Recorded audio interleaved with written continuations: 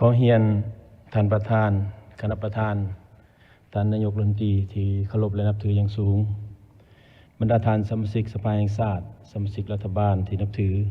บรรดาท่านผู้เข้าร่วมกองประชุมข้าพเจ้าขออนุญาตตั้งหน้าให้กระทรวงอุตสาหกรรมและการค้าชี้แจงใน3คำถามต่อกองประชุมปัญหาที่1เกี่ยวกับปัญหาราคาสินค้าข้าพเจ้าขอแสดงความขอบใจอย่างสูงต่อคำถามที่สำคัญและที่สังคมพร้อมให้ความสนใจอย่างจดจ่อกระทรวงสำคัญขอแยกการชี้แจงออกเป็น2ประเด็นหลักประเด็นที่1สาเหตุที่ราคาสินค้าและค่าบริการยังบ่ลงตามราคาน้ำมันสาเหตุที่ราคาสินค้าและค่าบริการยังบ่ทันปรับตัวลดลงในทันทีนี่ถึงแม้ว่าราคาน้ำมันเชื้อไฟจะลดลงแล้วนั้นมันเกิดจากหลายปัจจัยทางด้านเศรษฐกิจที่ติดพันกับปัญหาดังนี้ในทางเศรษฐศาสตร์และราคาสินค้าเมื่อได้ปรับตัวขึ้นไปแล้วมักจะปรับตัวลงยากและช้าเนื่องจากผู้ประกอบการยังมีความกังวลต่อความบ่แน่นอนและความเสี่ยงของสภาพเศรษฐกิจผู้ผลิตผู้นำเข้าและผู้ขายส่งขายย่อยยังมีสินค้าเก่าที่ค้างในศาลซึ่งเป็นสินค้าที่นำเข้าหรือผลิตในส่วนที่ต้นทุนพวมอยู่ในระดับสูงต้นทุนเหล่านั้นรวมมีค่าน้ำมันวัตถุดิบปุ๋ยหัวอาหารสัตว์ค่าขนส่งค่าเช่าและค่าใช้จ่ายอื่นๆซึ่งบ่สามารถลดลงย้อนหลังได้พร้อมกันนี้ในทางทฤษฎีและการกำหนดโครงสร้างราคาและติดตามกฎกาถือเป็นวิธีแก้ไขที่ดีแต่ในภาคปฏิบัติตัวจริงก็ยังมีความท้าทายสูงย้อนฐานข้อมูลบ่ทันชัดเจนรายการสินค้ามีจำนวนหลายบุคลากรที่เฮ็ดเวียกติดตามกฎกาปรับโครงสร้างราคาต่างๆก็มีจำกัดถ้าพวกเรากำหนดราคาที่บ่สอดคล้องกับต้นทุนตัวจริงก็จะเกิดการบิดเบือนกลไกตลาดซึ่งอาจส่งผลกระทบให้เกิดการขายสินค้าการขาดแคลนสินค้าและการกระตุ้นให้มีการค้านอกระบบเพิ่มขึ้นย้อนนั้นคณะกลุ่มครองราคาจึงได้สุ่มใส่กลุ่มสินค้าควบคุมที่จะเป็นที่สุดก่อนเป็นต้นแม่นน้ำมันเสือไฟข้าวสารเหนียวประเภท2สินหมูสินไก่ไข่ปลาเนาะประเด็นที่2กลไกมาตรการและวิธีการที่จะแก้ไขเพื่อแก้ไขปัญหาดังกล่าวกระทรวงอุตสาหกรรมและการค้าได้อิงใส่หลักการและมาตรการที่กำหนดในดำรัส474ว่าโดยการคุ้มครองราคาสินค้าและค่าบริการโดยจะดำเนินและสืบต่อพันธุ์ขยายดังนี้เนาะในการกลไกในการคุ้มครองและติดตามราคานี่จะบังคับให้ผู้ดำเนินธุรกิจส่งคงประกอบราคาต้นทุนการผลิตการซื้อต้นทุนการจราจรการจำหน่ายกำไรสำหรับสินค้าในรายการควบคุมให้องค์การคุ้มครองราคากฎกาและรับรองก่อนนำใส่เพื่อป้องกันการซื้อโอกาสขึ้นราคาเพิ่มทวีการลงติดตามกฎกาการติดป้ายราคาสินค้าค่าบริการให้มีความจะแจ้งโปร่งใสเพื่อบ่ให้เกิดความสับสนแก่ผู้สวมใส่เพิ่มทวีการประสานงานระหว่างกระทรวงกับแผนกอุตสาหกรรมค้า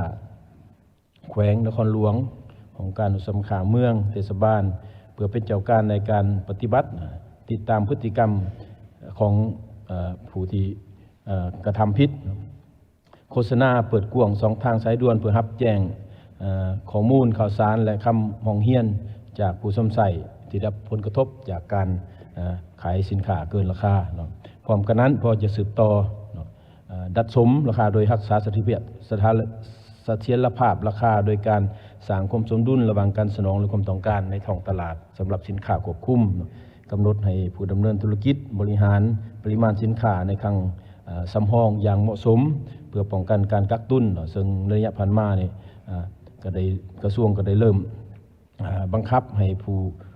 สนองน้ำมันนี่สนองข้อมูลในระบบฐานข้อมูลการค้าที่กระทรวงได้สร้างขึ้นพวกเราจะสืบต่อกำหนดราคาสูงราคาต่ำหรือขอบราคาหรืออิงใส่กำลังซื้อตัวจริงผ่านมารัฐบาลก็ได้คุ้มราคาน้ำมันเสือไฟโดยปรับลดอากรสมใส่สังเกตให้สูญเสียรายรับถึง1,935 ตื้อในระยะ4 เดือนผ่านมาเพื่อลดพรแหงกดดันต่อค่าของชีพสำหรับมาตรการต่อผู้ละเมิดนี้พอจะสืบต่อบังคับใส่กฎหมายอย่างเข้มงวดต่อผู้ซื้อโอกาสกับตุนสินค้าบ่ติดป้ายราคาหรือเจตนาปั่นป่วนโดยจะดำเนินตามขั้นตอนต่างๆที่กำหนดไว้ในระเบียบการ สำหรับทิศทางแก้ไขในระยะยาวนี้ปัญหาราคาสินค้ายังสิสืบต่อเป็นเบียกหนึ่งที่สำคัญที่สุดแต่ก็ซับซ้อนที่สุดดังนั้นกระทรวงจะร่วมมือกับทุกภาคส่วนที่เกี่ยวข้องเพื่อแก้ไขปัญหานี้โดยการเร่งปรับปรุงกลไกประสานงานกับบรรดาแขนงการและองค์การปกครองท้องถิ่นพร้อมทั้งเสนอสภามีคำเห็นตื้มในทิศทางในดังต่อไปนี้คือจะแบ่งความผิดชอบให้จ้าแจ้งและสร้างความเข้าใจให้เป็นเอกภาพพร้อมทั้งปรับปรุงกลไกประสานงานระหว่างแขนงการและศูนย์กลางและท้องถิ่นเนาะให้มีความลงเรียนกระทรวงจะซุ้มใส่สีน้ำและกำหนดโครงประกอบราคาเฉพาะสินค้าที่เป็นยุทธศาสตร์เท่านั้นส่วนสินค้าต่างๆจะมันดำเนินไปตามที่ได้แบ่งความผิดชอบในพันมาให้แก่บรรดาแขนงการเกี่ยวข้องและองค์การปกครองท้องถิ่นแต่พร้อมกันนั้นก็จะร่วมกับแขนงการเกี่ยวข้องเพื่อคนควรนโยบายใน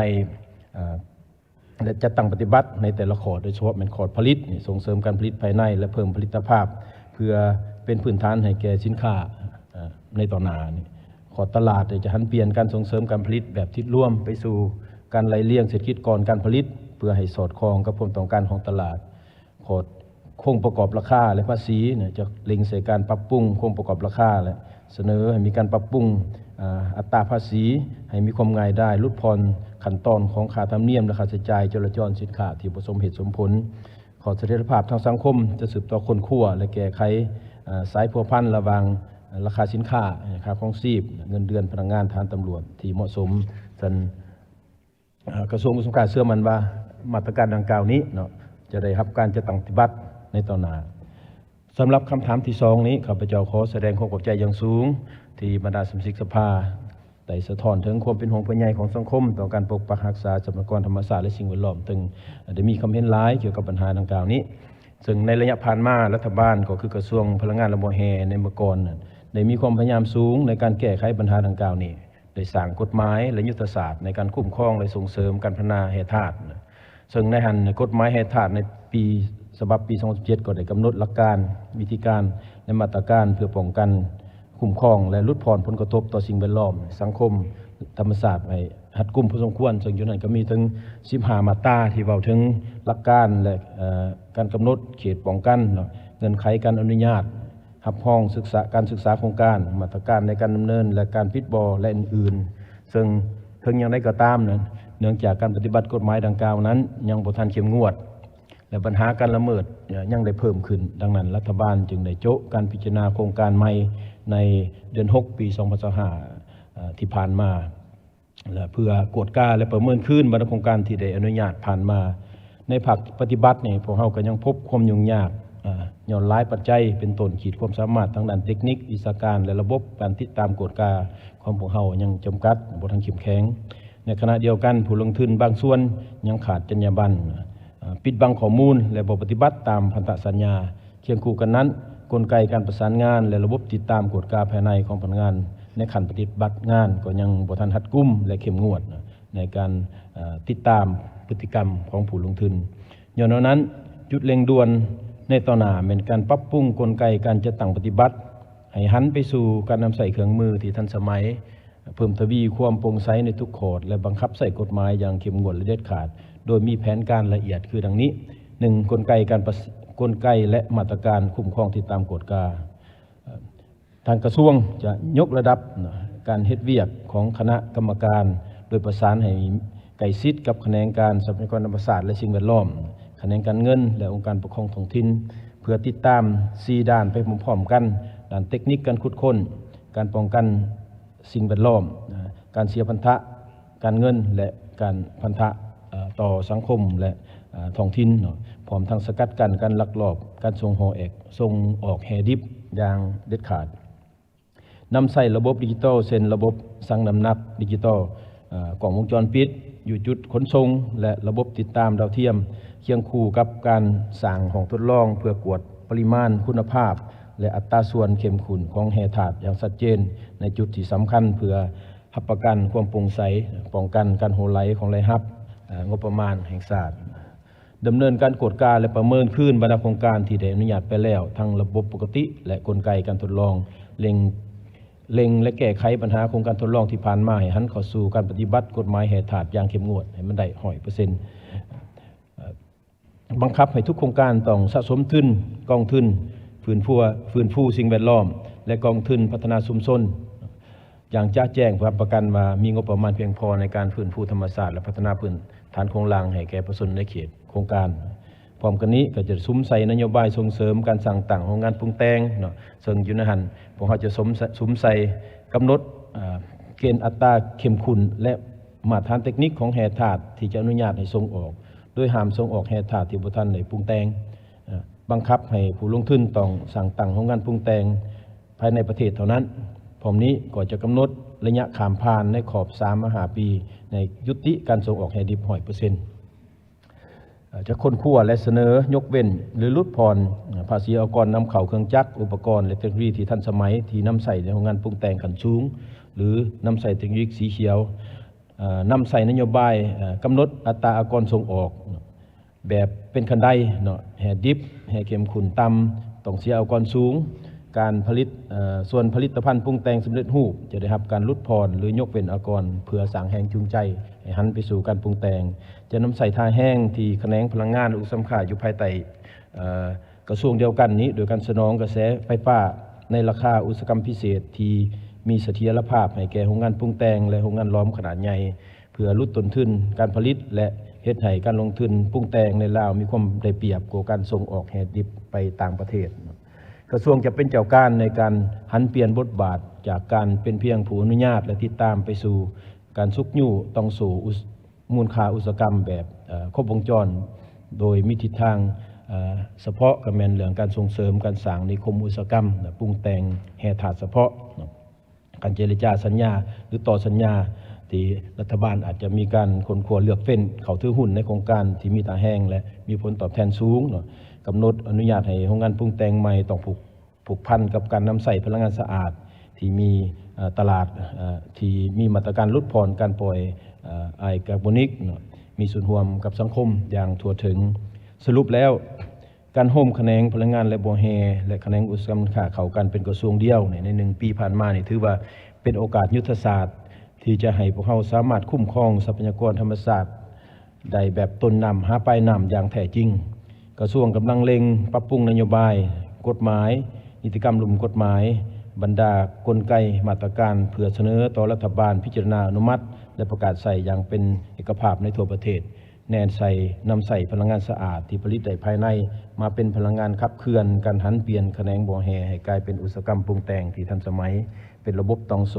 เป็นมิตรกับสิ่งแวดล้อมและสร้างมูลค่าเพิ่มสูงสุดให้แก่เศรษฐกิจและสังคมสำหรับคำถามที่3ข้าพเจ้าขอชี้แจงตรงนี้เพื่อประกันให้แก่การสนองพลังงานให้เพียงพอเพื่อรับใส่การลงชีวิตของประชาชนและขยายตัวของโรงงานอุตสาหกรรมปรุงแต่งไปเคียงคู่กับการหันเปลี่ยนที่ตั้งยุทธศาสตร์ให้ไปสู่การเป็นศูนย์กลางพลังงานสะอาดสีเขียวนี่ข้าพเจ้าคิดว่าในปัจจุบันนี่พวกเรากำลังเร่งค้นคว้าแผนนโยบาย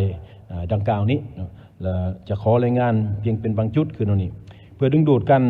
เปลี่ยนทิศทางให้มีการสนองพลังงานเพียงพอนี่พวกเราจะเล็งใส่การปรับปรุงโครงสร้างราคาในระยะผ่านมาก็ได้เริ่มแล้วปรับปรุงโครงสร้างราคาซื้อขายไฟฟ้าให้มีความสมเหตุสมผลและสะท้อนถึงต้นทุนตัวจริงเพื่อสร้างแรงจูงใจให้แก่ผู้พัฒนาอยากขายไฟให้แก่ไฟฟ้าลาวหรือขายกงให้แก่อุตสาหกรรมขนาดใหญ่ผ่านการนำใส่ระบบสายส่งของรัฐถึงในระยะผ่านมานี้รัฐบาลก็ได้ตัดสินใจ4 นำและหันเอาโครงการที่ผลิตไฟที่จะส่งออกไปต่างที่ส่งออกไปต่างประเทศในปัจจุบันจำนวน16 โครงการมาหมุนเวียนสนองให้แก่การสวมใส่ภายใน